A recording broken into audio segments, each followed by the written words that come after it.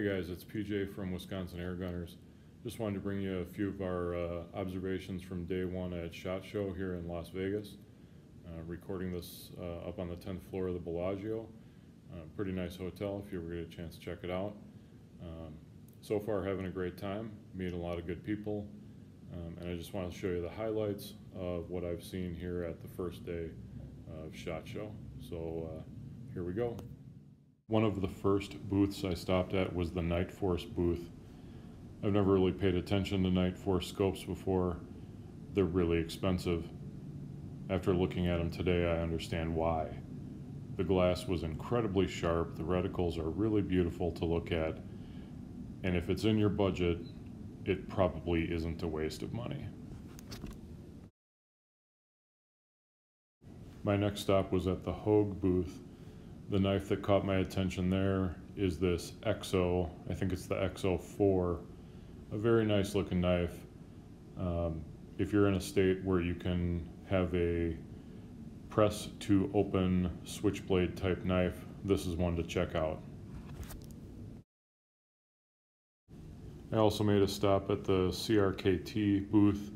This is the Pillar, and this is a knife I'm actually going to buy. One of the great things about SHOT Show is talking to people from the company. Every once in a while, they'll slide you a discount card. I'm going to buy this knife for 50% off its MSRP. Looking forward to getting that package in the mail.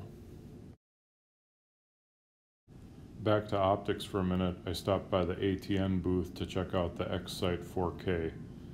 I had one of the old 3-18 HD models, and the most disappointing thing about it was looking through the viewfinder.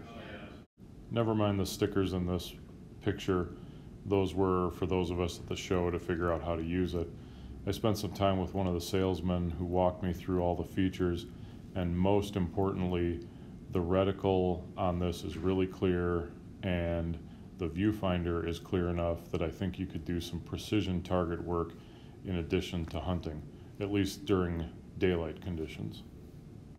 Based on what I saw today, this scope has been placed on my I want one list. On to some high-end precision shooting. I stopped by the Pardini booth to look at their line of pistols. The folks I talked to were super knowledgeable, but they were a little less excited about me handling the pistols they had in the glass case. Since some of these pistols had actually won Olympic medals, I don't really blame them, but it would have been nice to get the feel for the grips as well as the triggers. There were a couple of different models of pistols and rifles in the Walther booth.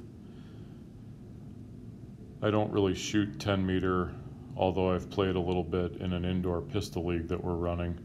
These are very, very nice guns, but they're a little out of my price range for what they are. I am interested in this Hammerly model. I think it could be a decent gun at a fairly decent price.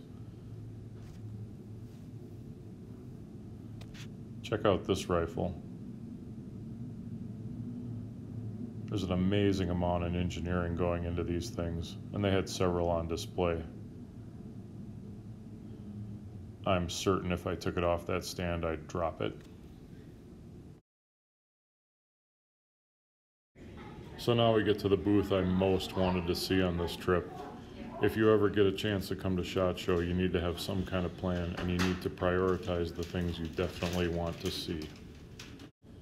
You might guess that what I wanted to see was the Red Wolf, but I've actually already gotten to shoot one as I have a friend who's got one. It's a great gun. It was pretty cool to meet Tony Belis, great guy, spent a lot of time talking to me. Good to see Shane Keller, another fantastic guy working for Daystate. Very knowledgeable, both of them, and both really personable people. Saw Claudio Flores, that was really cool. A couple of the other well-known YouTubers were hanging around. Didn't get a lot of time to spend with them because they were busy. This is the new Brocock Claudio Flores model. It's the Magnum version of the Bantam Sniper HR. It has a couple of main differences. the biggest being power output. To get that extra power, this version of the Bantam is fitted with a longer polygon barrel. That barrel has a twist rate of about 17.3 to 1, or so I'm told. And in .22 caliber, it is capable of generating 50 foot-pounds at the muzzle with the JSB redesigned monster pellets. Pretty impressive for a .22 caliber air rifle. And if that wasn't cool enough, look at the laminate stock that it's going to be dressed up in. This rifle really ticks all the boxes for me, and I am very hopeful that there will be one of these in my stable in the future. Of all the things at SHOT Show, this was the rifle I was most excited to see. I wanted to see if it looked as good in person as the snapshot I saw online, and it does. It feels just as good as the Bantam sniper I have now, but I think that .22 caliber pellet is going to really sing towards the target, and I'm looking forward to getting my hands on one in the near future, at least as quickly as I can. I'm told it's probably about 2 months before these stocks in any kind of quantity start hitting the States.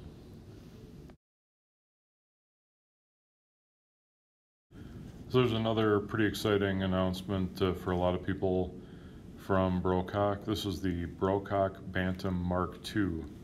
It made a couple of changes to what's otherwise a great rifle. It keeps the power adjuster, but it does do away with the regulator, and it has a steel bottle, which brings the cost of production down. And I guess the MSRP in the US for the Mark II is going to be just under $1,000. So pretty exciting for somebody who wants a good quality rifle, but maybe can't make that $1,400 or $1,500 range.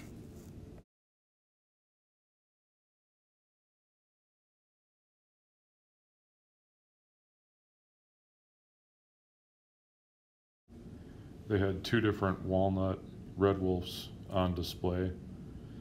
The video here shows you a little bit of the difference in the grain between the two. You can also see the carbon fiber barrel shroud.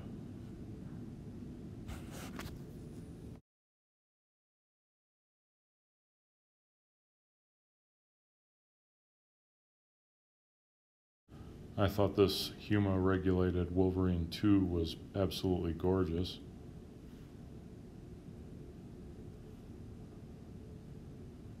And they had another one on display in walnut.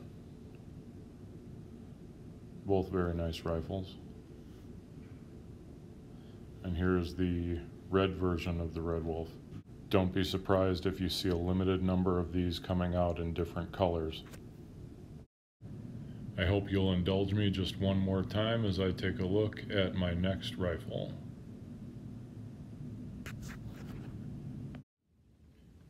Well guys, I hope you saw something you liked. For Wisconsin AirGunners, this is PJ, and we'll see you tomorrow. Have a good night.